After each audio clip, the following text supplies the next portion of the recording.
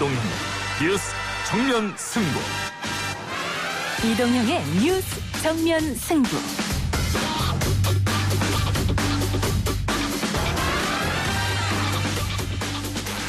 청취자 여러분 안녕하십니까, 이동형입니다. 다스의 자금을 횡령하고 삼성 측으로부터 100억 원대 뇌물을 받은 혐의 등으로 기소된 이명박 전 대통령에 대해 대법원이 징역 17년의 실형을 확정했습니다. 오늘 대통령에 대한 선고가 변호인으로서 정말 참담하기 짝이 없습니다. 이것이 졸속 재판이 아니고 뭐가 졸속 재판입니다. 제가 할 수 있는 모든 수단을 통해서 진실을 밝혀줄 수 있도록 계속 노력할 것입니다. 다스의 실소유주가 이명박 전 대통령임을 대법원이 인정한 것에 대해 이 전 대통령은 입장문에서 법치가 무너졌다며 억울함을 호소했는데요. 이 전 대통령 대법원 선고의 내용과 의미 잠시 후 일부에서 김광상 변호사와 함께 짚어보겠습니다. 지분 적립형 분양주택은 향후 무주택 실수요자의 내 집 마련을 적극적으로 지원하는 새로운 공급 모델이 될 것으로 기대됩니다. 정부와 여당이 부동산 공시가격 현실화 방안에 속도를 내고 있습니다. 시세와 거리가 컸던 공시가격을 차츰차츰 올려서 90%까지 현실화하겠다는 건데 벌써부터 세금 폭탄을 우려하는 목소리가 높습니다. 국토위 소속의 더불어민주당 진성준 의원 연결해서 관련 내용 자세히 짚어봅니다. 일단 법리적으로 보면은 검찰총장은 법무부 장관의 부하가 아닙니다. 또 부하라는 단어는 생경합니다. 올해 국감엔 국회의원 스타는 없고 결국 이 두 분만 남은 것 같습니다. 추미애 장관과 윤석열 총장의 끝나지 않은 라운드와 이를 둘러싼 정치권의 대응 사격. 이분은 어떻게 지켜보셨을까요? 월간 이상돈 전 의원과 함께 10월의 정치권 뉴스 정리해봅니다. 이어지는 3부에서 민심은 숫자다 시간이 준비되어 있는데요. 국감이 끝나고 국민들은 대통령과 각 정당에 대해 어떤 반응을 보였을까요? 윤희용 오피니언 라이브 여론분석센터장과 이택수 리얼미터 대표와 함께 풀어보겠습니다. 10월 29일 목요일 이동의 뉴스 정면 승부 시작합니다.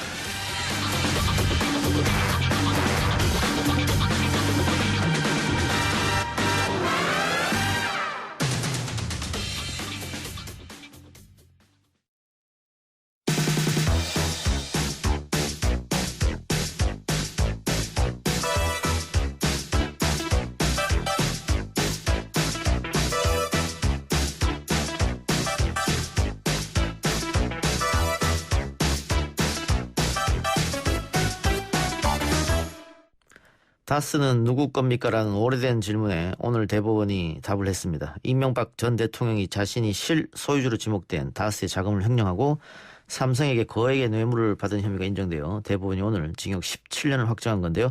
검찰 출신 김광삼 변호사 전화로 모셔보겠습니다. 변호사님 나와 계십니까? 예, 안녕하세요. 김광삼 변호사입니다. 예. 자, 참 길고 지난한 법적 공방이었는데 오늘 대법원 선고 종합해서 정리 좀 해주시죠. 일단 2007년도 한나라당 대선 후보 경선 때부터 이제 다스 누구 것인가 굉장히 문제됐지 않았습니까? 예. 근데 결과적으로 그 대선 때 그게 사실은 밝혀지지 않았어요. 예. 그러다가 당선된 이명박 전 대통령이 이제 당선이 된 다음에 2008년도 1월에 이제 정호인 특검이 출발해서 예. 역시 수사를 했었는데 무혐의 결론이 났었죠. 예.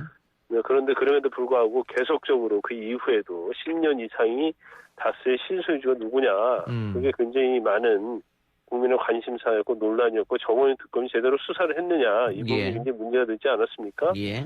근데 결과적으로 이 부분에 대해서 검찰이 수사를 했고요. 그 뇌물과 횡령 부분인데 뇌물에 대해서는 94억, 이 중에서 삼성 뇌물과 관련된 게 89억입니다. 예. 그리고 252억의 횡령, 그러니까 달수의 실소유주를 있으면서 이제 비자금 같은 걸 비자금 같은 걸 조성을 했고요. 예. 이런 것들이 이제 횡령으로 인정돼서 결과적으로 1심에서는 징역 15년이었는데 2심에서는 징역 17년이 선고가 됐고 대법원에서 2심 판결에 별 문제가 없다 해서 오늘 선고가 되면서 확정이 된 겁니다. 예. 방금 말씀하셨듯이 그 뇌물은 삼성께 가장 컸고요. 횡령은 다스 회사의 자산을 횡령했다는 것인데 지금 대법원이 다스의 실소유주는 이명박 전 대통령이다 이렇게 봤다는 거지 않습니까? 네네. 그럼 맞습니다. 변호사님 말처럼 2008년 그 흔히 말하는 BBK 특검 거기는 그 당선인에게 면죄부를 주는 특검이었다 이렇게 해석해도 되겠네요. 지금 대법원 판결 기준을 보면 그렇게 해석할 수밖에 없어요. 그래서 사실 참여연대하고 민변에서 여러 가지 문제가 있다고 고소를 했잖아요. 고발을 했잖아요. 예. 근데 뭐 그 고발 자체 정호인 특검이 처벌은 받지 않았지만 결국 이렇게 기소되는 도화선이 되는 데 있어서는 좀 역할을 했다고 봅니다. 예. 그때 특검 때하고 지금 판결, 검찰에서 조사한 거하고 증거가 많이 확연히 다르고 뭐 이런 게 있었습니까? 그런 굉장히 많이 다르진 게 있죠. 예. 일단 검찰에서 압수수색을 했는데 특히 우리가 영포빌딩이라고 많이 알려져 있잖아요. 거기는 다스와 관련된 굉장히 많은 문건들을 확보를 했고 특히 다스의 이제 그 당시에 전무, 상무 그리고 뭐 사장, 전 사장, 현 사장 이런 사람들이 사실은 정호영 특검 때는 다스가 이명박 전 대통령의 것이 아니다고 강력하게 주장했었거든요. 예. 근데 결과적으로 측근들이 다 돌아섰어요. 그리고 증거를 확보하는 데 도움을 많이 줬기 때문에 사실은 1심이 됐건 2심이 됐건 대법원에서도 이걸 유죄로 인정하는 데는 커다란 문제가 없었다 이렇게 볼 수 있습니다. 예. 이명박 전 대통령 측은 졸속 재판이다 이렇게 얘기하는데 그건 어떻게 생각하고 계십니까? 뭐 1심, 2심, 3심 거쳤잖아요. 예. 이걸 졸속 재판을 보기 어렵고요. 또 정치적 보복이라고 얘기를 하고 있는데 예. 아니 뭐 경찰이나 검찰에서 어떤 뭐 청탁받는다랄지 살아있는 권력으로부터 어떤 압력을 받아서 수사를 했다고 하면 이제 정치적 보복을 운운할 수 있지만 예. 결국 기소를 해서 다 3심에서 유죄가 나왔지 않습니까? 예. 그래서 이제 정치 보복이라고 하는 거랄지 아니면 졸속 재판이라는 것은 좀 뭐 국민 입장에서 보면 납득하기 어려울 겁니다. 알겠습니다. 지금 다스의 미국 소송비를 삼성이 대납했다. 이게 역시 뇌물로 인정됐는데 혹 네네. 이재용 부회장 재판에 이번 재판에 영향을 미칠까요? 결과가? 그 내용 자체에서 이제 근본적인 것은 이재용 부회장과 관련된 부분은 특히 이제 박근혜 전 대통령 관련된 부분이 많이 있지 않습니까? 예. 그래서 이러한 걸 전체적으로 보면 이게 대법원에서 뇌물로 받잖아요. 예. 그러면 뇌물 공여자와 관련된 부분에 있어서도 사실은 자유로울 수 없다 이렇게 봅니다. 어느 정도 영향을 미칠 것이다. 네네네. 예. 자, 지금 이명박 전 대통령이 보석으로 풀려난 상태지 않습니까? 네네. 이게 언제 다시 수감이 되는 겁니까, 그러면? 근데 원칙적으로 이제 대법원에서는 선고 때 피고인 출석 의무가 없어요. 예. 그리고 실형이 선고된다 하더라도 1심이나 2심에서는 실형 선고하면서 법정 구속을 하는데 대법원에서는 그 구속을 집행하는 그런 법률적인 권한이 없거든요. 예. 결과적으로 구속 집행은 이제 검찰에서 하는 거고요. 예. 그러면 검찰에서 집행을 위해서 소환 통보를 합니다. 그럼 대법원 소환 통보하면 그 다음 날 6시까지 신변 정리할 시간을 줘요. 예. 그런데 이번에는 아마 다음 주 월요일에 이명박 전 대통령에서 아마 그때쯤 구속 집행에 응하겠다 그렇게 의사를 전달했고 검찰에서는 아마 전 국가 원수라는 차원에서 예우를 해줘서 예. 아마 다음 주 월요일 정도 재수감될 가능성이 크지 않나 싶습니다. 예. 어디 동부구치소로 갑니까? 그럴 가능성이 크죠. 예. 그 다른 구치소보다 동부구치소 시설이 괜찮다면서요? 예. 뭐 동부구치소는 일단 서울 중심에 있지 않습니까? 예. 서울구치소는 이제 의왕이 있고 남부구치소는 저쪽 시흥 가까이 있어요. 예. 그래서 동부구치소 새로 진지 얼마 안 됐고 약간 아파트 스타일로 져 있기 때문에 예. 상당히 수감자들이 좀 선호하는 것으로 알려져 있죠. 예. 네. 자, 아까 이야기한 대로 이명박 전 대통령 변호인 측에서는 이 졸속 재판이다 이렇게 이야기하면서 받아들일 수 없고 또 진실이 밝혀질 수 있도록 계속 노력하겠다 이런 얘기도 했고 정치 보복이다 이런 얘기도 했는데 뭐 대법원에서 결정된 만큼 뒤집어지긴 어렵지 않습니까 이제는? 그렇죠. 이제 대법원에서 이미 확정이 됐고요. 그 확정된 재판을 뒤집으려고 하면 이제 재심 청구하는 방법이 있거든요. 예. 근데 재심이 굉장히 요건이 엄격하고 새로운 증거가 있어야 돼요. 예. 근데 아마 뭐 이거 워낙 수사를 많이 하고 관련된 증거가 많아서 새로운 증거를 얻기 어려울 뿐만 아니라 뭐 뇌물과 관련된 부분 아니면 횡령과 관련된 부분에 대해서 이전에 법정에서 나와서 증언했던 사람이 유증으로 처벌받으면 모를까. 예. 제가 볼 때는 그럴 가능성이 없다고 보거든요. 예. 그럼 결과적으로 대법원 판결은 확정이 그대로 갈 가능성이 크고 아마 그것은 뭐 그렇게 얘기하는 것은 어떤 정치적인 수사가 아닌가 싶습니다. 네. 그러면 현실적인 방법은 없고 만일 있다고 한다면은 뭐 정치적 수사라고 말씀하셨으니까 정치적 사면 정도를 기대해 볼 수 있을 텐데. 그렇죠. 일단 예. 판결이 확정이 됐기 때문에 사면의 요건은 갖추고 있어요. 그렇지만 이 사건 자체가 굉장히 좀 사적인 부분이 굉장히 강하지 않습니까? 예. 국민의 어떤 굉장히 많은 국민의 어떻게 보면 논란, 국민이 어떻게 보면 기만한 뭐 그런 사건이기 때문에 사면 과정도 제가 볼 때는 쉽게 가기는 어렵지 않나 싶습니다. 그 지난 총선 전에 뭐 박근혜 전 대통령에 대한 사면 이야기도 정치권에서 흘러나왔는데 물론 뭐 무산됐습니다만 그때는 사면 조건 자체가 안 됐다. 아직 형이 확정되지 않았기 때문에 이런 말이 있었지 않습니까? 그렇죠. 이제 사면의 조건은 형이 확정이 돼야 하거든요. 예. 근데 박근혜 전 대통령은 대법원에서 파기 환송이 돼가지고 파기 환송심에서는 20년형을 받았거든요. 예. 그런데 박근혜 전 대통령은 재상고를 하지 않았어요. 예. 그리고 검찰만 무죄 부분에서 재상고를 했기 때문에 이제 대법원에서 이미 검찰이 재상고한 부분에 대해서 판단을 해야 하는데 아마 기각될 가능성이 크다고 보고요. 예. 그래서 대법원에서 파기환송한 사건이 다시 올라온 사건에 대해서 판결을 하면 이제 그걸로 확정된다고 볼 수 있고 거의 뭐 내용은 바뀌지 않을 겁니다. 예. 그리고 그 대법원 심리도 이제 복잡하지 않거든요. 이번에 심리를 한 번 전에 했기 때문에 예. 조만간 결론이 나올 거라고 생각합니다. 예. 그 특별사원 조건이 일단 형이 확정돼야 되는 것이고 또 하나는 뭐 형의 3분의 1을 살아야 된다 뭐 이런 얘기도 있던데 어떻습니까? 아니에요. 사면 그거 아닙니까? 상관이 없어요. 예. 전두환 대통령, 전 대통령이나 노무현 전 대통령도 한 2년밖에 살지 않았잖아요. 노태우 전 대통령. 예. 예, 무기징역 선고 받았음에도 불구하고 예. 전두환 대통령 같은 경우에는 예. 그래서 사면은 이제 통치권자 대통령의 생각에 따라서 달라질 거고요. 이제 3분의 2 뭐 그런 것도 이제 가석방. 가석방에서 3분의 1 정도 집행을 하고 나면 가석방 요건이 된다는 것이지 예. 가석방이 뭐 꼭 된다는 그런 예. 얘기는 아닙니다. 예. 벌써 뭐 어떤 언론에서는 뭐 12월 크리스마스 사면 이야기를 합니다만 국민 정서상 좀 어려울 것 같고요. 그거는. 그건 너무 지나치게 예. 빠른 것 같습니다. 예. 자, 이명박 전 대통령의 징역형 확정과 재수감, 뭐 여야 정치권에 미치는 파장도 좀 있을 텐데 그 전에 국민의힘의 김종인 위원장이 뭐 사과해야 된다 이런 얘기 했다가 지금 다시 이야기는 안 나오고 있거든요. 정치권에 미치는 영향은 어떻게 보고 계십니까? 제가 볼 때는 이미 이명박 전 대통령이 정치권에 미치는 영향은 거의 없다고 봐요. 예. 그런데 이제 박근혜 전 대통령과는 국정농단과 관련된 거잖아요. 네. 그러면 이제 당의 입장에서 사과하는 건 좀 맞다고 보고요.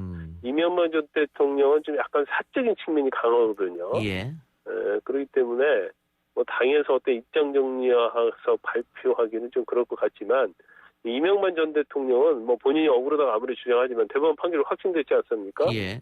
그러면 그 부분에 대해서는 본인 당사자가 사과를 하는 게 맞다고 봐요. 예. 억울하다는 그런 운운을 하는 것은 전 대통령으로서 자격으로서도 맞지 않고요. 예.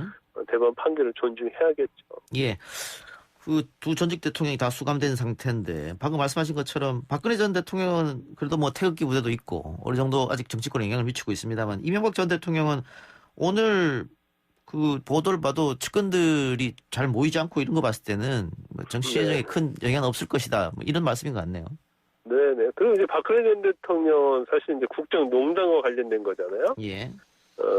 그래서 어떻게 보면 물론 뭐 뇌물을 받고 하는 것은 뭐 사적 이익 아니면 뭐 제3자 이익을 위해서 그런 행동을 한 거잖아요. 예.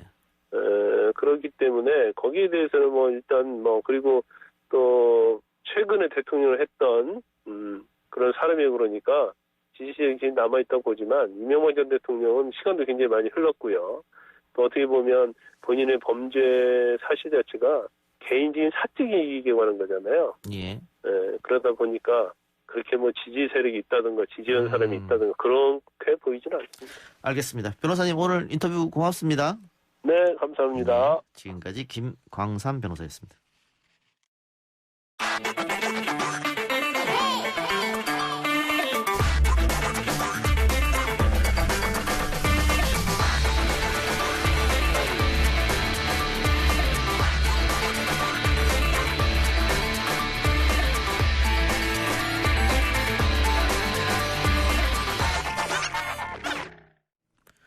정부와 여당이 아파트와 단독주택의 공시가격을 90%까지 현실화하는 방안을 추진하는 가운데 이를 둘러싼 논란이 끊이지 않고 있습니다. 10년 동안 점진적으로 현실화하겠다고는 하지만 공시가격이 현실화된다는 건 곧 세금이 많아진다는 의미이기 때문에 반발의 목소리가 나오고 있는 것 같습니다. 더불어민주당 국토위 소속 진성준 의원 연결해서 자세한 내용 짚어보겠습니다. 의원님. 네, 안녕하세요. 진성준입니다. 예. 자, 국토위 소속이시고 또 그동안 문재인 정부의 부동산 정책에 목소리를 내셨던 분이니까 여기에 대해서는 찬성하시는 것이죠? 아이고, 그러면요. 당연히 그렇게 해야 됩니다. 공시가격 현실화는 부동산 공시법에 따라서 적정 가격, 이거 다시 말해서 시중 가격을 얘기하는 겁니다. 예. 실거래가를 공시하도록 했습니다만 현재 그 현실화율이라고 하는 것이 낮게는 53%, 또 높게는 한 70% 정도 수준에 불과해요. 그러니 이것을 시세에 맞게 현실화하는 것은 당연한 조치입니다. 그런데 그 실거래가하고 공시지가 가격 차이가 많이 난다. 뭐 평균 한 60% 정도 되는데 네. 그동안 이 문제가 뭐 안 나왔던 건 아니고 쭉 제기돼 왔었는데 그 어떤 정부에서도 이걸 건들지 못했지 않습니까? 그 이유는 뭡니까? 이제 무엇보다도 그렇게 실거래가 기준으로 공시가격이 되면 그걸 기준으로 해서 세금 같은 것들이 부과되기 때문에 세금 부담이 커지지 않느냐는 우려 때문에 그랬던 것입니다.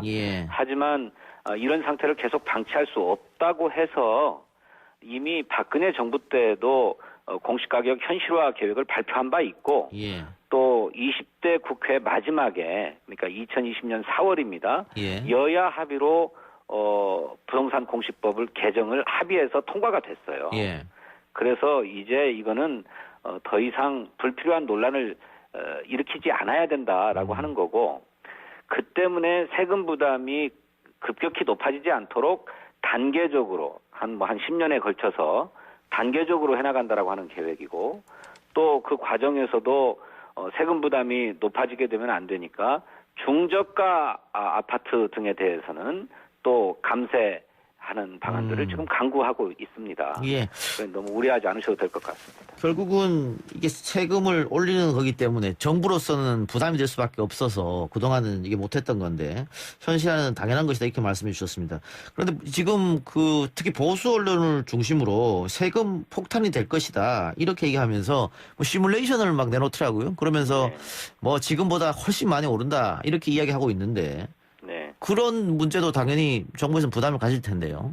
이제 그런 계산은 한 10년 후의 일입니다. 그 사이에 이른바 고가 주택이나 부동산 가격이 안정되어서 집값이 떨어지면 세금 부담도 떨어지는 거예요. 세율을 높이는 게 아니잖아요. 그러니까 이거는 시장 거래가, 실거래가에 연동되도록 되어 있는 것이기 때문에 집값이 안정화되면 그만큼 세금 부담도 덜어지는 것이다. 그러니 뭐 현재의 집값 수준만 가지고 무조건 오를 거다, 뭐 세금 폭탄이다 이렇게 얘기하는 것은 과도한 말씀이죠. 그 시뮬레이션도 뭐 매년 집값이 5% 이상씩 상승하는 전제하에 그렇게 했던데 그건 아무도 모르는 일이지 않습니까? 그렇습니다. 그리고 지금 집값이 너무 올라가지고 거품이 많이 끼었다는 거잖아요. 그래서 이 집값의 부담 때문에 모두가 어려워하고 있는데 이 집값을 정상화시켜야 됩니다. 이 정상화시키는 과정에서의 이 공시지가 현실화는 또 다른 긍정적 효과를 불러일으킬 수 있다고 저희들은 판단하고 있습니다.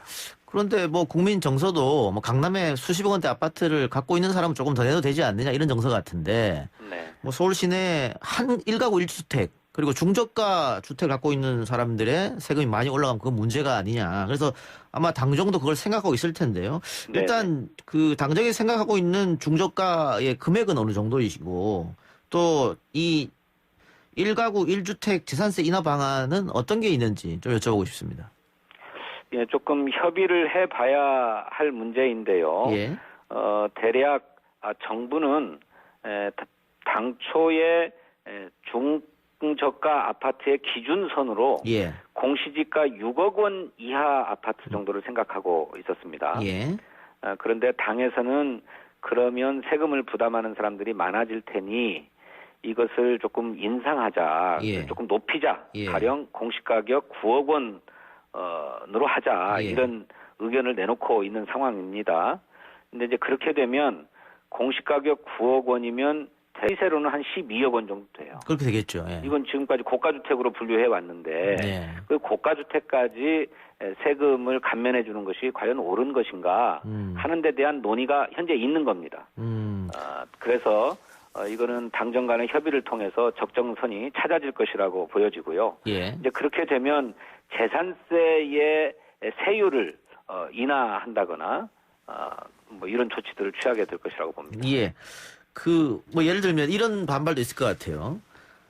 강남에 그 수십억짜리 고급 아파트를 소유는 하고 있는데 네. 이미 부부가 다 은퇴해서 수익은 없다 지금. 네. 그런 사람들한테는 또 어떻게 할 것이냐. 이제 그런 경우라면 예. 장기 보유 특별공제라고 해서 이렇게 뭐 종부세라든지 이런 데서 감세해 주는 게 있습니다. 예. 그런데 수입이 없어서 강남의 고급 아파트, 고가 아파트를 더 이상 보유하기가 어려운 거라면 현실적인 선택들을 모색해야죠. 감당할 수 없는 아파트를 왜 끼고 있는 겁니까? 예. 알겠습니다. 근데 지난번 정부에서 내놓은 부동산 정책, 그 굉장히 좀 강한 정책이기 때문에 올 연말쯤이면 집값이 서서히 안정되지 않겠느냐 이런 얘기를 정부에서도 했고 전문가들도 좀 했었던 것 같은데 네. 아직 그 피부로 느끼어오지는 않아요. 예, 저희도 그게 이제 고민인데 뭐 예. 일부 지역은 또 많이 오르고 또 어떤 지역은 좀 떨어지는 데도 예. 있습니다. 특히 강남 같은 데는 좀 떨어지고 있다고 예. 하는데 왜 연말을 얘기를 했냐면 그 등록 임대주택 사업법이 개정되면서 단기 임대 아파트를 없애버렸거든요. 예. 이렇게 단기 임대 주택이 그간의 임대 사업자로 혜택을 받던 것을 없앴기 때문에 이제 세금 부담이 발생해서 연말쯤 되면 이걸 매물로 내놓을 거다. 그게 한 27만 채 정도 됩니다. 예. 그러니까 그동안에 임대 사업자들이 세금 혜택 때문에 가지고 있었던 주택을 내놓을 시점이 되면 그것이 연말쯤 될 터인데 그때쯤 되면 집값 안정세가 나타나지 않겠는가 이렇게 기대하는 거죠. 예. 그리고 그 6월 달이 재산세 기준이 되는 달이니까 네. 뭐 그 전에 조금 매물이 많이 나와서 안정화될 수도 있을 것이다. 이런 예측도 하고 있던데 의원님도 그 생각에 동의하십니까? 예, 그렇습니다. 그렇게 됐으면 좋겠고요. 예. 또 실제로 지난 7.10 부동산 대책으로 양도소득세를 중과한다든지 또 종합부동산세를 중과한다든지 하는 조치가 내년 6월부터 시행됩니다. 예. 그러니까 그 이전에 그런 그 세금 부담을 피하기 위한 노력들을 한다고 하면 내년 상반기 중으로는 확실하게 매물이 늘어날 거고 그렇게 되면 부동산 가격은 뭐 확실하게 안정세를 보이지 않겠나 이렇게 기대하는 거죠. 지금 대출 규제 그리고 다주택자 세금 부과 이번에 공시가격 현실화도 역시 부동산 시장을 좀 안정화시키겠다는 정책 중에 하나라고 보면 됩니까 그러면? 당초에 공시가격 현실화는 그런 부동산 시장 안정화 정책과는 별개로 구상되고 합의되었던 겁니다. 예. 그런데 부수적인 효과는 얻을 수 있다고 봅니다. 무엇보다도 이번 공시지가 현실화 문제는 비정상적이었던 과세 체계를 정상화한다라고 하는 것이 본래적인 의미이지만 아까 말씀드렸던 것처럼 그로 인한 보유세 부담들이 좀 발생한다면 부수적으로 집값 안정 효과도 거둘 수 있을 것이다 이렇게 생각합니다. 예. 또 하나는 이 부동산 3법 통과 뒤에 전세 대란이 왔는데 결국은 이것은 정책의 실패 아니냐 이렇게 야당이 지적하는 부분이 있습니다. 전세란의 문제는 저는 신규 계약의 경우 임대료 상한가가 정해지지 않은 때문이라고 생각합니다. 예. 그러니까 대부분의 이를테면 전세 기간에 갱신이 되었던 전세 매물들은 다 안정화되어 있는데 그거는 실제로 거래로 드러나지 않기 때문에 새롭게 거래되는 것만 지금 전세가가 폭등한 것처럼 이렇게 나타나고 있는 측면이 있는데 저는 이거는 좀 과도기적인 현상이다. 이 과도기적인 현상이 좀 지나고 나면 전반적으로 안정화될 거다라고 생각하고 있습니다. 그 과거에 전세 1년에서 2년으로 변경할 때도 과도기적 현상이 있었다. 그래서 그렇습니다. 이번에도 그럴 것이다라고 많이 얘기하는데 의원님도 그게 동의하시는 모양이죠? 한 6개월 정도 그랬었죠. 요동쳤었죠. 예. 그런데 이제 6개월이 지나면서부터는 2년이라고 하는 계약 기간이 정착되면서 이제 안정화되었는데 이번에도 그럴 가능성이 높다. 이렇게 관측하고 있죠. 당내 문제도 좀 여쭤보죠. 지금 오늘 뭐 최고위원 회의 또 이낙연 대표 이야기를 들어보니까 결국은 민주당이 내년 재보궐선거에 후보를 내겠다 이런 입장인 것 같습니다. 저는 뭐 당연히 내야 된다고 생각합니다. 예. 그것이 오히려 더 책임 있는 자세이고 또 정당으로서 그것이 무슨 정당이 책임져야 될 부분도 있지만 근본적으로야 각 개인의 잘못이지요. 그게 정당의 잘못이겠습니까? 그러니 그런 과오를 범하지 않을 후보를 잘 내서 예. 시민들의 선택을 받는 것이 더 책임 있는 모습이다. 저는 그렇게 생각합니다. 알겠습니다. 뭐 당규도 개정해야 될 테고 뭐 전당원 투표 한다는 얘기도 들리더라고요. 네. 그래서 당헌이 그렇게 되어 있기 때문에 필요하면 개정도 해야 된다고 생각하는데 저는 그것을 꼭 개정해야 하는가, 개정하지 않아도 정치적인 결단으로 가능하지 않은가 저는 그렇게 생각합니다만 정부적 판단으로? 아마 지도부는 당헌도 합리적으로 개정하는 게 필요하다라고 판단하시는 것 같습니다. 예. 오늘 국민의힘 의원들은 불참한 가운데 정정순 의원 체포 동의안이 가결됐습니다. 민주당 의원들끼리만 투표를 했는데 가결됐어요. 어떻게 보셨어요? 아이고, 좀 동료 의원에 예. 대해서 가혹한 조치를 취하는 것인 만큼 예. 마음이 안 좋죠. 착잡하기도 합니다. 예. 하지만 법률 위반 사건이 있다면 그것이 선거법이 됐든 또 아니면 더 큰 중범죄가 됐든 성역이 있어서는 안 되겠다라고 하는 자세로 표결에 임했고 그래서 결과도 그렇게 나왔다고 생각합니다. 무기명 투표였죠? 그렇습니다. 뭐 당론이 있었습니까? 뭐 특별히 당론은 없었는데 예. 그간에 국회법이 정한 원칙대로 처리하겠다라고 하는 지도부의 입장이 계속 발표되어 왔기 때문에 예. 그런 점들을 다 감안했을 것이라고 보고요. 예. 또 이것이 부결되었을 때 미칠 정치적인 부담도 의원 각자가 잘 판단했지 않았겠나 이렇게 생각합니다. 알겠습니다. 우은영이 청와대 국감이 오늘로 원래 예정돼 있었는데 다음 주로 연기됐습니다. 네. 야당에서 상당히 반발을 하고 있던데 네. 뭐 기습적으로 불출석 통보한 거 아니냐 이렇게. 그 서훈 안보실장의 출석 문제가 뭐 핵심적인 문제였던 것 같은데요. 미국 출장을 다녀와서 그게 이제 들어온 날짜가 17일이더라고요. 17일. 그래서 이제 코로나가 막 터지고 있는 미국을 다녀왔기 때문에 방역 당국으로부터 대면 접촉하지 말고 자가격리해라라고 하는 권고를 받았다는 겁니다. 예. 30일까지 자가격리를 해야 된다고 한다는데 아마 그 때문에 오늘 당초 예정되어 있던 국감에는 출석하기가 어려웠던 것으로 그렇게 알고 있습니다. 뭐 다음 주 나온다니까요. 네네. 지금 의원님 을지로위원회 위원장이십니까? 그렇습니다. 택배 노동자들이 계속해서 사망하고 있는데 이 대책을 좀 마련해야 되지 않을까 싶어요. 예. 이미 대책은 마련했습니다. 예. 생활물류법을 만들어서 택배 회사들의 어떤 업무라든지 뭐 노동자들에 대한 처우라든지 이런 것들을 규율을 하도록 기본적으로 예. 해놨고 예. 또 동시에 표준 계약서도 각 회사와 노동자 간에 체결을 해서 합리적인 근무 여건이 마련될 수 있도록 그렇게 조치를 했고 이것도 합의가 거의 다 이루어져 있습니다. 다만 소비자들이 또 조금 함께 동참해줘야 될 부분도 있는 것 같아요. 예. 이를테면 뭐 당일 배송이라든지 총알 배송이라든지 막 이렇게 빨리 배달을 해주기를 원하는 소비 심리가 일부 있는데 예. 이런 것에도 좀 여유를 갖도록 해주고 또 이렇게 급박하게 또 이렇게 배달을 하자고 들면 또 운송료, 배송료 같은 것도 좀 인상할 수밖에 없는 상황이 올 텐데 이런 그 배송료의 부담도 조금 지어야 될 부분도 있지 않을까 해서 이렇게 기왕의 대책과 별도로 추가적인 대책이 필요한 사안에 대해서는 사회적 합의를 좀 일궈볼 생각을 갖고 있습니다. 알겠습니다. 좀 다 같이 지켜보죠. 네. 마지막으로 진성준 의원 나오셨다니까 이 문자로 민원이 하나 들어왔네요. 네. 3630님께서 강서울 주민입니다. 우리 동네도 GTX D 노선 역사 유치 좀 힘써주세요 이렇게. 예, 노력하겠습니다. 의원님 바쁜 와중에 인터뷰 고맙습니다. 네, 감사합니다. 네, 지금까지 더불어민주당 진성준 의원이었습니다.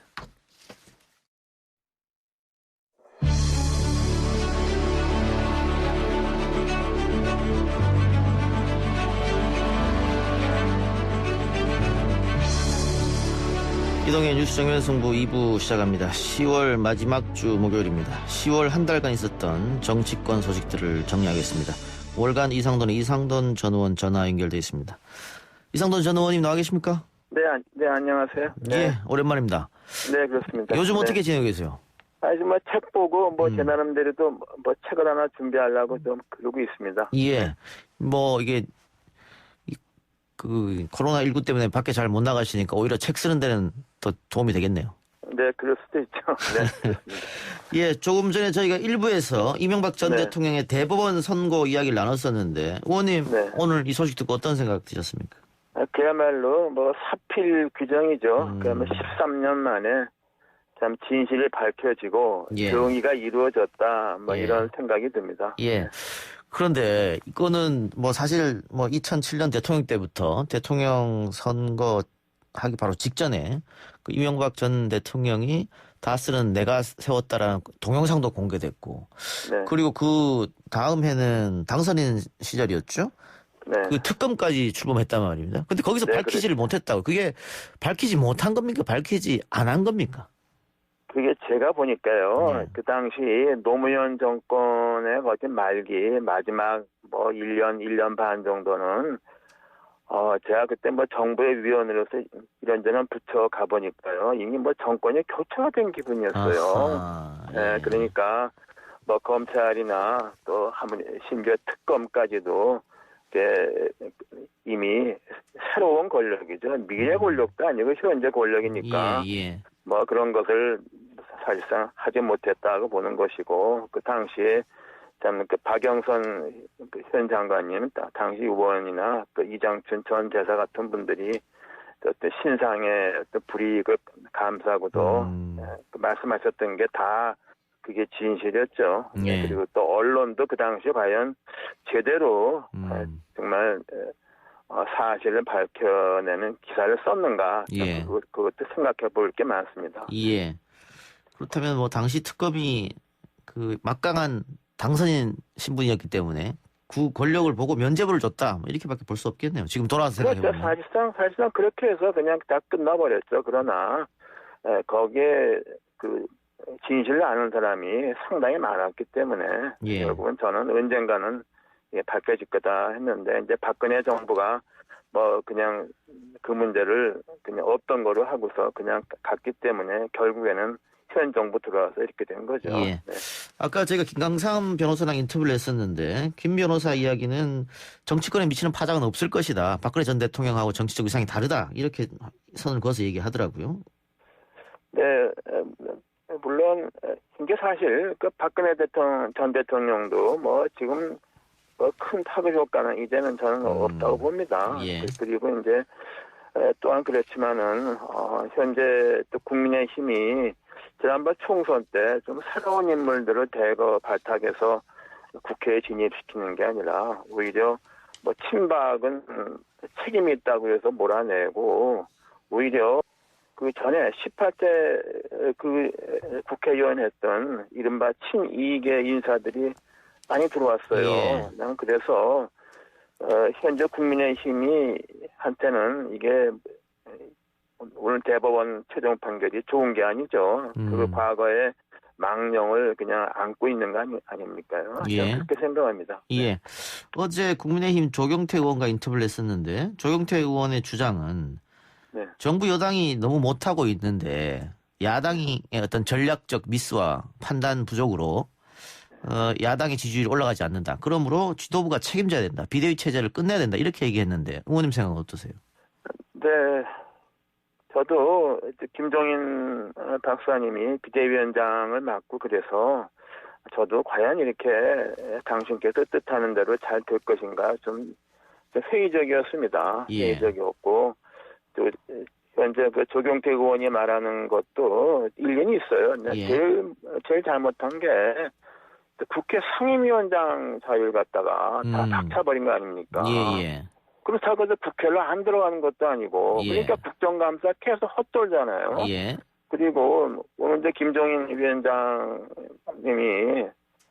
그 문재인 대통령 국회 연설에 대해서 특히 부동산 문제에 대해서 신랄하게 비판하지 않았습니까요? 예.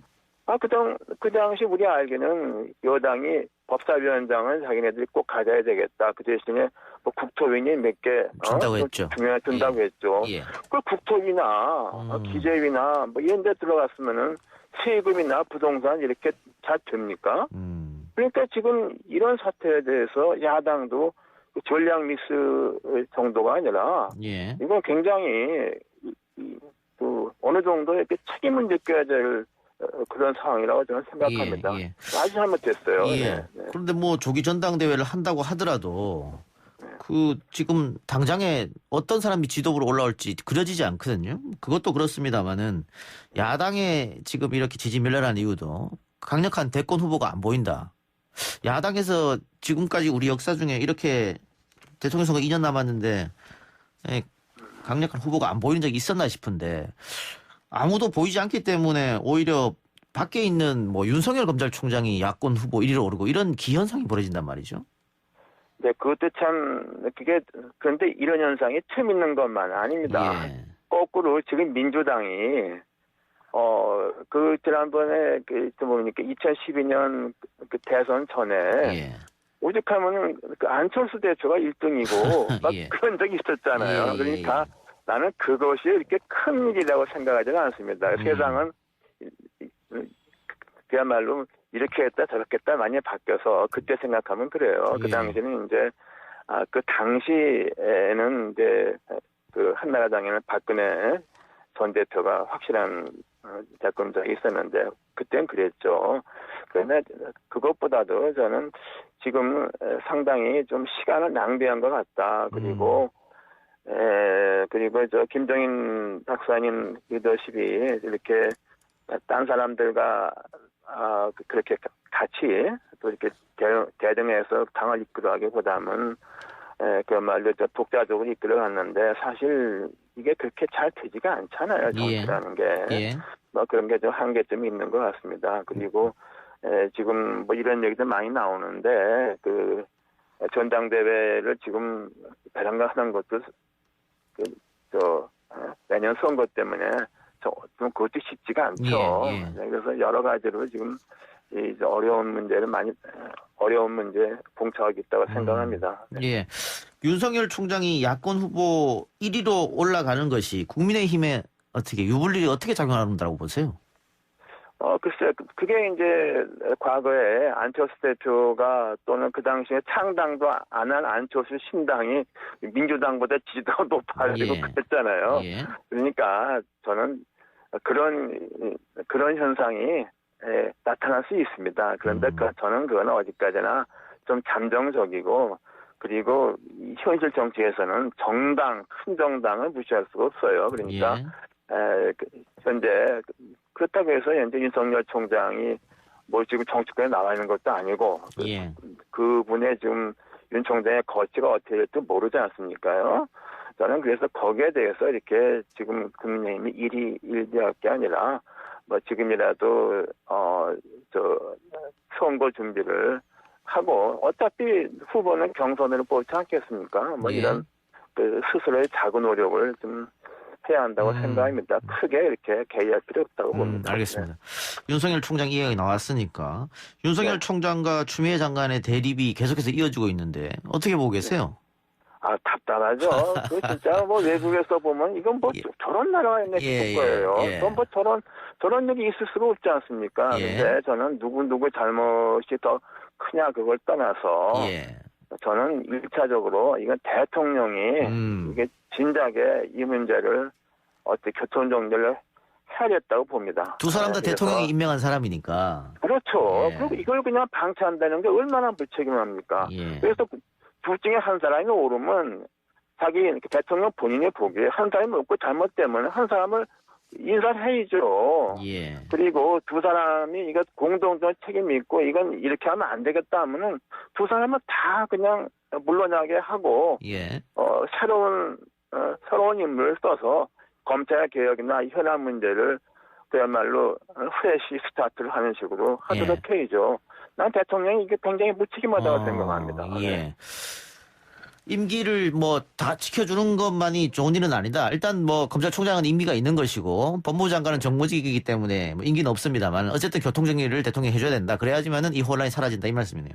네, 그렇죠. 그리고요, 임기가 법에 있지만요, 예를 들면 공정거래위원회 위원이랄까, 뭐 선관위 위원 같은 것도 위원 아닙니까? 그건 예. 독립적 위원회고, 예. 그리고 이 검찰이 독립해야 된다는 그 취지는 검찰청법 여러 가지 있지만은, 이거 차관의 검찰도 행정부 산하이기 때문에 저는 검찰총장이 임기가 법에 있다 하더라도, 저는 대통령은, 특별한 경우에는 해임을 할 수 있다. 저는 예. 위원과는 다르다고 봅니다. 그래서 비근한 예를 같으면은 미국에는 법무부 장관이나 법무부 고위직들은 다 정무직이지만은 연방지검장이라고 할 수 있는 그 USDA죠. 디스트릭트 어토니는 임기가 4년 돼 있지만은 그 임기는 그냥 통상적인 것이지 임명권자가 교체할 수 있다고 보죠. 그래서 저는 극한적인 상황에서는 대통령이 인사권도 행사할 수 있다고 봅니다. 그런데 그런 결단을 하는 게 정치적으로 부담이 되겠죠. 예. 그러니까 국정감사에서도 두 사람이 맞부딪혔고, 그리고 지금도 그 추미애 장관은 윤석열 총장 감찰한다고 하고, 윤석열 총장은 또 지방 순시 돌고, 이게 국민들이 이제 굉장히 피로감을 느낄 때까지 왔다고 좀 생각합니다. 예. 피로감을 느낀 게 아니라 피로감을 넘어서. 아니, 도대체 이런 일이 있을 수가 있습니까, 도대체. 예. 난 이걸 그렇게 거짓 방치하다 싶은 건데, 예. 저는 대통령이 갈 길이 아니라고 봅니다. 예. 이 정부는 문재인 정부입니다. 예. 그리고 국민이 5년간 뽑았지 않습니까? 예. 그것은 권한도 있지만 책임도 있는 거예요. 예. 이걸 이렇게 그냥 두 사람이 알아서 그냥 잘해봐라. 누가 이기나 보자. 이렇게 한다는 것은 나는 이거 그야말로 국민이 대통령한테 맡긴 그 책임을 갖다가 그야말로 다하지 않는 거죠. 회피하는 거죠. 어려운 걸 피하는 거죠. 그건 그래서 안 된다고 봐요. 네. 대통령 시정연설은 어떻게 보셨어요? 네, 근데요, 그렇게 자기가 부담 없는 얘기만 쭉 한 것 같아요. 네, 근데 과거에도 대통령 시정연설이 되게 그랬죠. 근데 좀 앞으로 어떻게 갈 거다, 이런 것은 좀 적었고, 특히 좀 많은 민생 문제와 이 정부 들어와서 큰 패착이라고 보는 부동산 문제랄까, 이런 것에 대해서는 별다른 어떤 말도 없고 모든 게 잘 돼갈 거다 이렇게 말하는 것은 전 좀 국민들 대부분 사람들이 느끼기에 좀 대통령이 좀 현실을 너무 안일하게 보지 않는가 이런 생각했다고 생각합니다. 예. 대통령 시정연설 하기 전에 국민의힘이 피켓 농성과 더불어서 고성 야유를 쏟아냈는데 일각에서는 이런 행동이 결국은 지지율을 까먹는 건 아니냐 이런 이야기도 있고요. 청와대 경호처에서 실수한 부분이 있기 때문에 자연스러운 것이다 이런 이야기도 있던데. 그런데요. 저도 국회에서 볼 때 정말 제일 참 목이 민망한 게 로톤다 홀 거기서 피켓 들고 국회 본회의장 속에 뭡니까? 그게 원래 국회법으로 못하게 돼 있는 거 하는 건데 그건 또 지금 여당도 과거에 야당에 좀 했어요. 근데 지금 야당이 어떻게 보면 과거에 야당 지금 여당보다 어떻게 보면 좀 더 심한 게 아니라 이런 생각도 좀 들지요. 그래서 그것은 국회 내에서는 특히 민의의 전당이라고 부르는 데 아닙니까? 난 제발 그런 거 안 하면 좋겠어요. 네. 제가 아직 국회 4년 볼 때 제일 보기 민망한 게 그게. 그 정권이 바뀔 때마다 그런데 반복되더라고요. 네네. 그래서 제발 그런 건 안 하고, 국회의원이라고 정당 의사 표현은 얼마든지 할 수 있지 않습니까? 그걸 하고 또 국회에서, 국회 내부에서 논리로 그걸 싸워야지. 저는 그건 보기 안 좋습니다. 네. 마지막으로 하나만 더 여쭙죠. 지금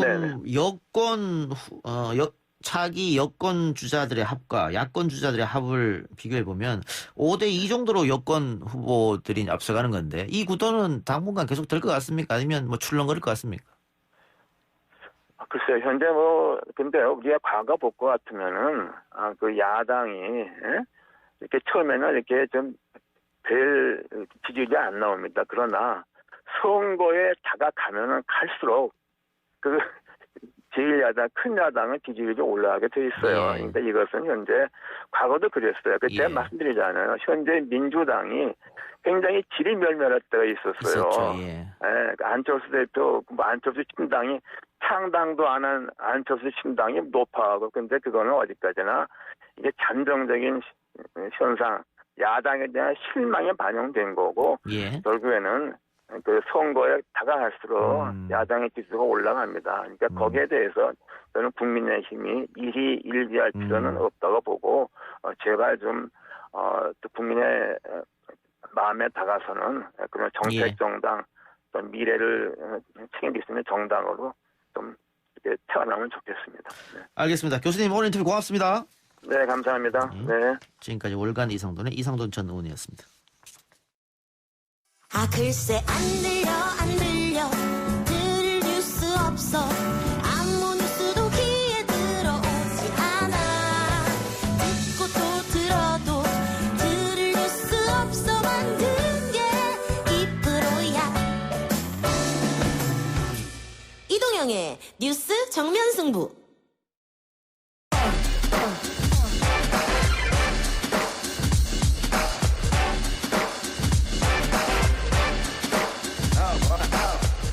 YTN 라디오 이동영의 뉴스 정면 승부 3부 시작하겠습니다. 여론조사를 통해 민심을 읽어보는 시간, 민심은 숫자다 코너입니다. 오피니언 라이브 윤희용 여론분석센터장, 리얼미터 이택수 대표 나왔습니다. 어서 오십시오. 네, 안녕하십니까. 먼저 오늘 발표된 리얼미터 조사부터 살펴볼까요? 네, 문재인 대통령 10월 4주차 주중 잠정 집계인데요. 국정수행평가가 긍정평가 47.6%로 지난주 대비 2%포인트 상승했고요. 부정평가는 48.3%, 지난주 대비 1.3%포인트 하락했습니다. 최근 들어선 부정평가가 가장 낮은 수치로, 리얼미터 기준하면 한 50%를 살짝 넘는 부정평가가 나왔었는데, 지난주부터 49% 그리고 이제 48%대로 지금 내려간 상황이고요. 이번 주 월요일 날은 추미애 장관 청문회가 있었죠. 김봉현 씨 관련된 서신 보도가 있었고, 그러니까 지난주 같은 경우는 윤석열 총장이 나왔던 대검 국감 때문에 당청질이 주반 조금 흔들리는 모습이었는데, 월요일 날 추미애 장관 청문회 이후로는 다시 좀 반등의 모멘텀을 찾은 것 같습니다. 그리고 화요일 날은 백신 논란이 이제 국가수 그 부검 결과가 나오면서 조금 국민들이 좀 안도하는 것 같고요. 왜냐하면 백신 관련된 사망자 수가 좀 계속 그 증가하는 그 보도가 나왔었는데, 인과관계를 이제 찾을 수 없다는 그런 관련된 보도가 나오다 보니까 이제 백신 주사를 맞는 분들도 다시 늘어나고 있고요. 이런 부분도 좀 당청에는 지지율에 긍정적으로 영향을 미쳤을 것 같고, 수요일 날은 대통령의 시정연설이 있었죠. 예. 그런데 이제 그 과정에서 조호영 원내대표의 몸수색을 했다는 관련된 보도가 나오면서 조금 오늘 이제 집계는 제가 이제 보고 나왔는데 대통령 지지율이 좀 상승하지는 좀 못하는 그런 상황으로 이어지고 있는 것 같습니다. 정당 지지율은 36.7%로 지난주 대비 1.6%포인트 올라서 대통령 지지율과 비슷하게 상승을 했고요. 국민의힘도 0.3%포인트지만 상승을 했습니다. 27.6%. 민주당의 상승보다는 적지만 0.3%포인트니까 횡보한 수준으로 봐야 되겠죠. 네, 열린민주당 6.6%, 정의당 5%, 국민의당 6.3% 수준으로 나타났습니다. 예. 개요 먼저 설명해 주시죠. 네, 이번 조사는 지난 월요일부터 수요일까지 3일간 전국 18세 이상 유권자 1,516명을 대상으로 조사했고요. 무선 전화 면접 및 유무선 자동당 혼용 방식 95% 신뢰 수준에 플러스 마이너스 2.5%포인트의 표본 오차. 자세한 내용은 중앙선거여론조사 심의 홈페이지를 참고하시면 되겠습니다. 예. 자, 아무래도 국정감사라는 굵직한 이슈가 있었는데, 국정감사는 야당의 시간이다, 이런 말이 있습니다. 그럼에도 불구하고 국정감사 끝나고서 대통령 지지도는 흔들리지 않고 민주당 지지율은 올라갔다. 그러면 국민의힘이 제대로 국정감사에서 힘을 발휘하지 못했다, 이런 평가를 해도 됩니까? 예, 일단 그래야 될 것 같습니다. 이제 국감 때는 통상적으로 이제 야당이 국정의 어쨌든 문제점들을 공세적으로 이제 알리고, 이제 그래서 그것들이 미디어를 통해서 또 보도되고, 또 정부의 어떤 실정들, 뭐 이런 것들도 이제 어떤 비리들도 이제 폭로가 되고 해서 과거에 보게 되면 어쨌든 국감 기간에 정부 여당의 지표들이 악화되는 것이 이제 일반적인 현상이었는데 예. 이번 국감에서는 이제 결과적으로 봤을 때 그런 현상이 이제 크게 나타나지 않은 상황이라고 할 수 있습니다. 그래서 국민의힘 등 이제 야당에서 적극적인 공세를 하긴 했고 그리고 이제 뭐 이른바 이제 라임 옵티머스 건을 주요하게 내세운다던가 또 윤석열 총장이 어쨌든 강하게 어쨌든 정부 뭐 결정에 대해서 추미애 법무장관 결정에 대해서 불만을 이제 드러낸 등 공세들은 있었습니다만은 그것이 일반 국민들에게 상당히 이제 어쨌든 국민의힘이 과거와 좀 달라져서 정책적인 면에서 차별화된 모습으로 대중에게 어필했느냐의 측면에서는 큰 점수를 받지 못한 것으로 보이고 그래서 정부 여당 지표는 크게 부정적인 타격이 많지 않았다 이렇게 볼 수 있을 것 같습니다. 예. 글쎄요, 뭐 오늘 뭐 매일 조사를 하시잖아요. 네. 그러니까 주말에 조사는 어떻게 될지 모르겠습니다만 네. 결국은 국감장에서 정책 대결이 아니고 정쟁, 네. 또 목소리 높이고 이런 것들 싸우는 모습이 아마 국민들이 야당이 대안 세력이 될 수 있겠느냐 뭐 이런 네. 의심을 좀 했던 것 같아요. 네네. 그리고 어제 그 대통령 시정연설에서 고성이 나오고 야유했던 부분은 또 어떻게 될지 네. 모르겠습니다만 어쨌든 우리 국민들은 이게 싸우는 건 별로 안 좋아하시는 것 같아요. 그렇죠. 아까 이상돈 전 의원도 인터뷰 과정에서 그런 이야기 하셨는데, 국회 선진화법 이후에 이제 물리적 충돌이 많이 없어졌죠. 그럼에도 불구하고 이런 고성이 오가고 감정적인 어떤 다툼이 있을 때는, 지지율이 여야 모두 좀 빠지거나 무당층이 늘어나는 그런 현상들이 벌어지는데 야당의 시간이라고 할 수 있는 국감에서 국민의힘이 사실 뭔가 한 방이 없었습니다. 예. 감정적인 그런 표현은 분명히 보였지만 어떤 내용면에서 국민의 기대에 못 미치면서 대선 주자로서 윤석열 총장의 지지율은 올라갔는데 국민의힘은 말씀드린 대로 횡보하거나 또 지난주까지는 조금 빠지는 그런 양상을 나타냈는데요. 대통령의 지지율은 지금 뭐 여러 가지 면에서 절대적인 평가도 있겠지만 상대적인 평가들을 이제 할 수 있을 텐데, 국외에서는 지금 코로나가 대부분의 나라에서 지금 확진자 수가 굉장히 많이 증가하고 있는 반면에 그래도 우리나라는 잘 통제가 되고 있다라는 보도가 계속 이어지고 있고 또 국내에서는 이제 과거 전 대통령들과 비교할 텐데 아시다시피 이명박 전 대통령 오늘 또 대법원 판결이 나오지 않았습니까? 그래서 계속적으로 문재인 대통령 지지층 입장에서는 이완되기보다는 지지층 결집할 수 있는 요인들이 조금 더 많았던 한 주간이 아닌가 싶고 또 이번 주에 3분기 GDP 성장률 1.9% 상승 이 부분은 또 현 정부의 호재로 작용할 수 있는 요인이겠죠. 그래서 당분간은 긍부정이 좀 오늘 발표된 것처럼 좀 붙어 있지 않을까 싶습니다. 문 대통령의 주요 지지층인 30대에서는 7.7%포인트가 빠졌는데 부동산 이런 것 때문에 그렇습니까? 어떻게 해석해야 됩니까? 이 부분에 대해서. 네, 부동산 이슈는 계속 지금 이어지고 있습니다. 이어지고 있는 거죠. 예. 수개월째 전세값이 폭등하고 있고, 근데 30대가 지금 가장 많은 대출 또 투자를 하고 있다고 지금 알려지고 있어서 부동산 문제가 가장 크게 영향을 미쳤다고 봐야 될 것 같습니다. 예. 그러면 이제 주식 관련해 가지고 이른바 이제 3억 기준선에 대해서 이제 이른바 동학개미들로 해서 요즘에 이제 대학생 과 이제 30대 젊은 층에서 신규 계좌 개설이 최고라는 거 아닙니까? 그런 상황에서 이제 그런 부분들이 시정되지 않는 변화되지 않을까 이제 걱정들, 불만들 그런 것들도 다소 반영됐을 가능성은 있어 보입니다. 예. 자, 문 대통령의 지지율은 어쨌든 견고한 것 같습니다. 40%에 내려오진 않고 있으니까 지금 집권 3년차 4년차인데 이걸 지탱하는 게 40대다. 소위 말하는 과거에 X세대 불리던 사람들. 그런 평가가 있더라고요. 그 40대가 이렇게 문 대통령을 확고하게 지지하는 이유는 또 어디에 있을까요? 여러 가지 정책적인 부분에 있어서 가령 이제 소득주도 성장, 주 52시간 이런 부분들 가장 직격탄을 맞았던 연령대는 이제 자영업자고 거기는 50대가 가장 많겠죠. 40대는 샐러리맨들이 이제 가장 많는데 샐러리맨들의 이제 주축이라고 할 수 있는 40대 입장에서는 또 부동산 관련된 부분에서도 이제 어느 정도 자기 집을 마련했거나 좀 안정적인 주거 환경이 있는 분들이 40대이기 때문에 말씀하셨던 과거에 이제 그 김대중 노무현 대통령 때 어느 정도 경제적인 안정을 이루고 또 뭐 학창 시절을 보냈거나 이런 분들이 40대거든요. 그래서 예.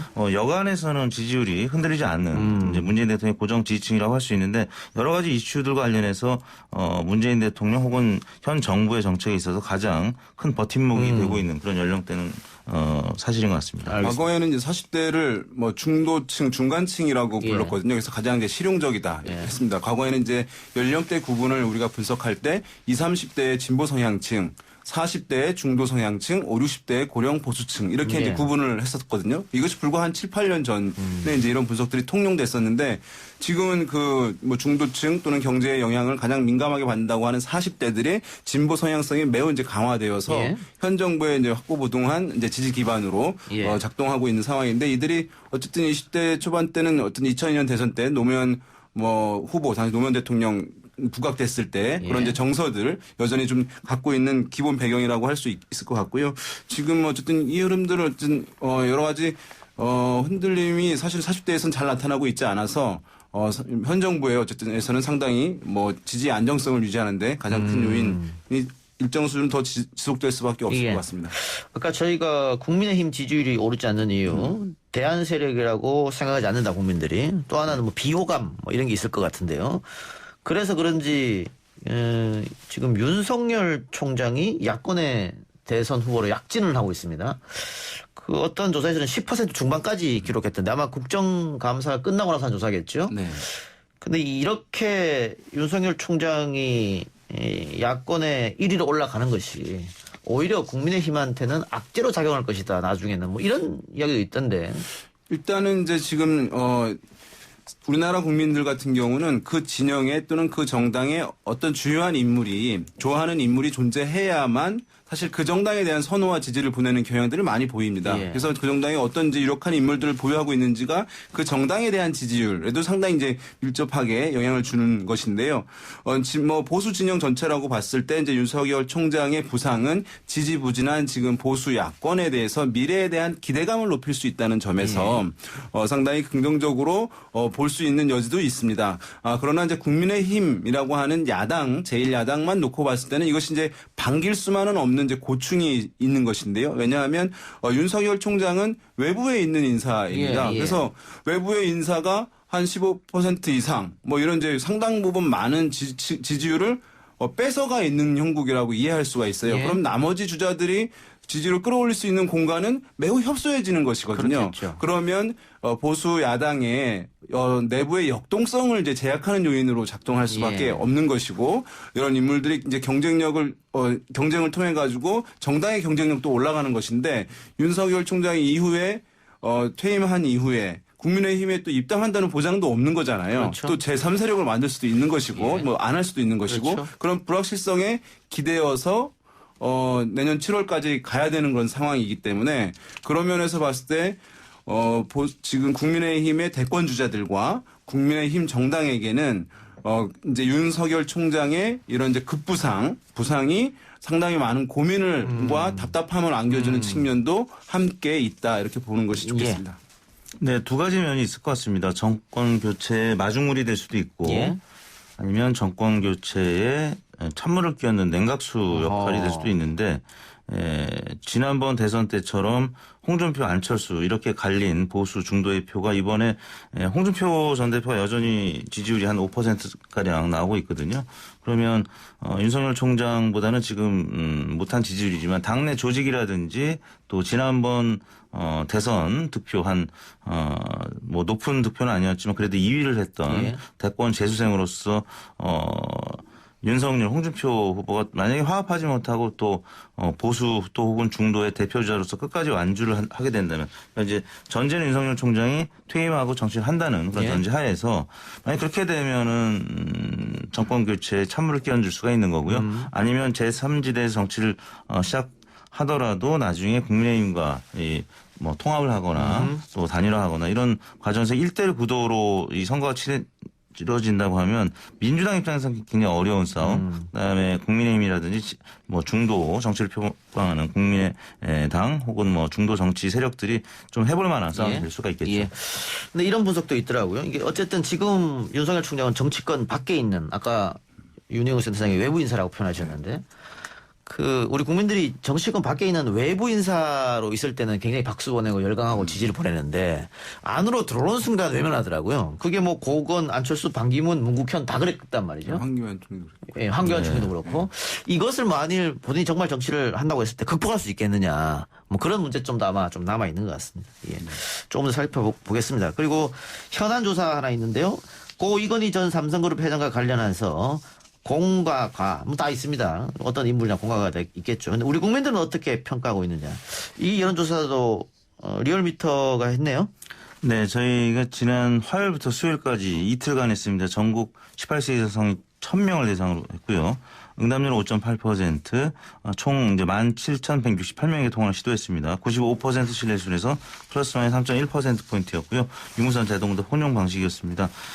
이건희 전 회장의 공로 또 과오에 대해서 평가를 물어봤는데 공로 면에서는 공로가 크다라고 본 분들이 84.3%, 공로가 크지 않다라고 부정적으로 평가한 분들은 11.5%로 대체로 10명 중에 8명 이상이 공로에 대해서는 인정을 했습니다.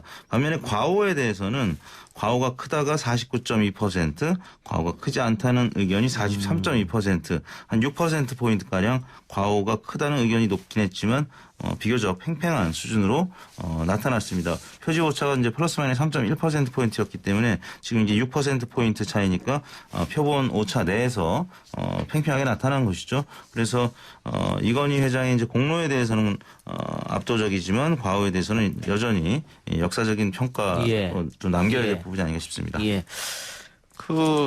공이 크다라고 한 게 84.3%니까 이거 80% 넘어갔다고 그러면 뭐 원사이드한 거라고 볼 수 있겠고. 삼성이 뭐 대한민국에게 상당히 이제 경제에 기여한 바를 부정하는 국민들은 이제 사실상 거의 없다라고 하는 측면들이 확인되고 있는 것이죠. 예. 게다가 이제 타계한 지 얼마 안 됐을 때 고인에 대해서 또 보이는 우리나라 국민들이 정서가 그렇죠. 유연하게 보는 측면이 있으니까요. 그래서 삼성 입장에서는 과가 크냐 크지 않냐 했을 때 반반 정도 나왔다는 것을 다시 한번 삼성 쪽에 생각해 볼 일이 아닌가 그런 생각이 듭니다. 그렇죠.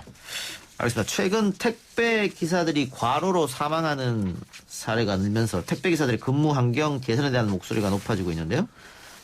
국민의 절반 이상이 택배 기사들의 근로 환경을 개선하기 위해 요금 인상이 필요하다라고 답했네요. 네. 굉장히 전향적이네요.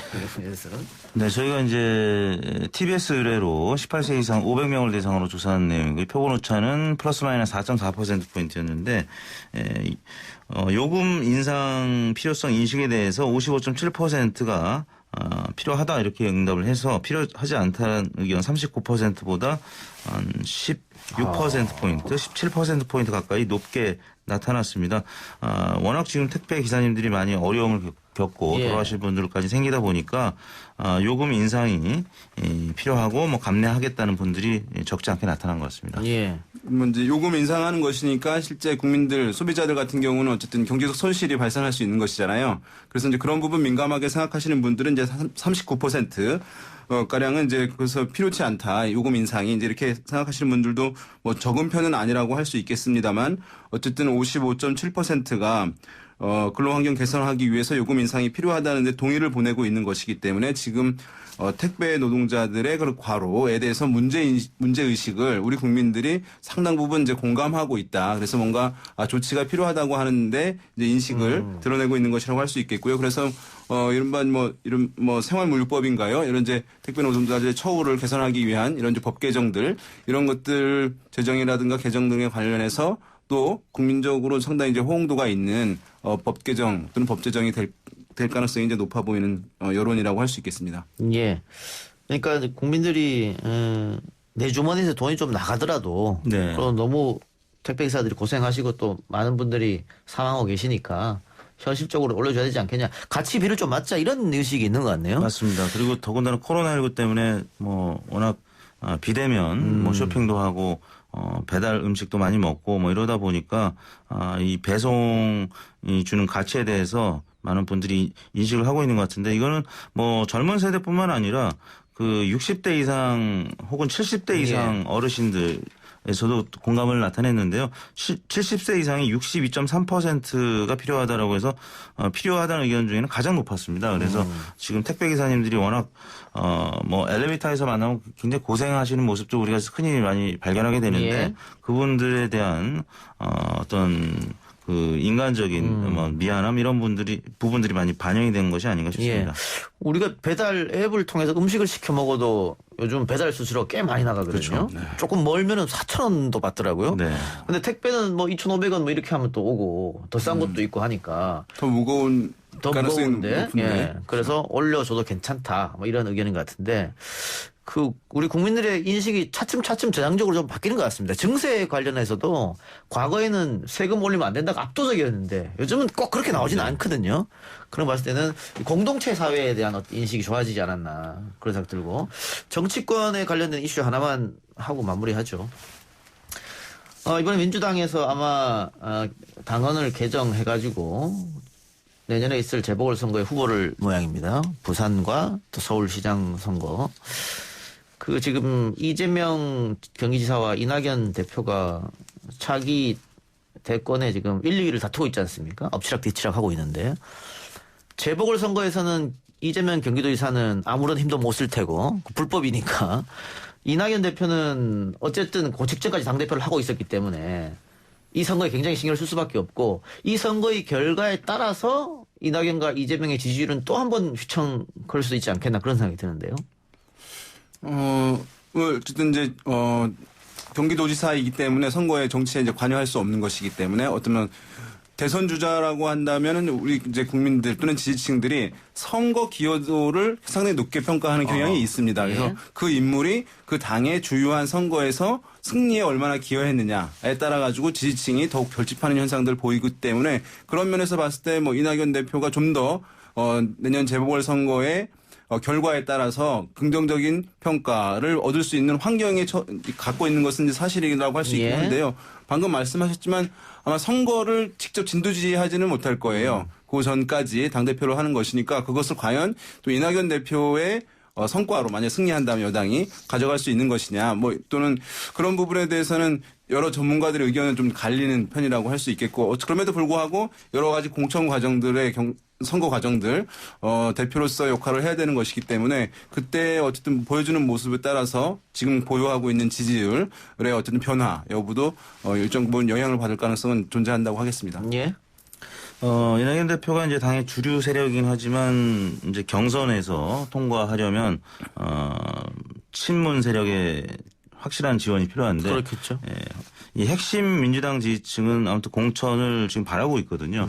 왜냐하면 뭐 명분은 약화되더라도 내년 그 후년에 있을 대선 지선에서 선거를 제대로 치르려면 실리적인 측면에서 후보를 내는 것이 맞다 이렇게 판단하는 핵심 지지층들의 목소리가 분명히 있기 때문에 이낙연 대표는 과거 박근혜 대통령이 이제 선거의 여왕으로 불리고 결국 자기가 대통령이 됐던 것처럼 이낙연 대표도 적어도 후보를 내거나 아니면 적어도 두 군데 중에 한 군데 적어도 이제 서울시장 선거에서는 반드시 승리를 한다라고 하면 이낙연 대표는 대권 주자로서의 지지율이 확실히 올라갈 가능성이 있죠. 그런 차원에서 이번에 후보를 공천하는 쪽으로 방침을 좀 정하고 있는 것이 아닌가 싶습니다. 알겠습니다. 두 분 말씀 오늘 여기까지 듣겠습니다. 수고하셨습니다. 네, 감사합니다.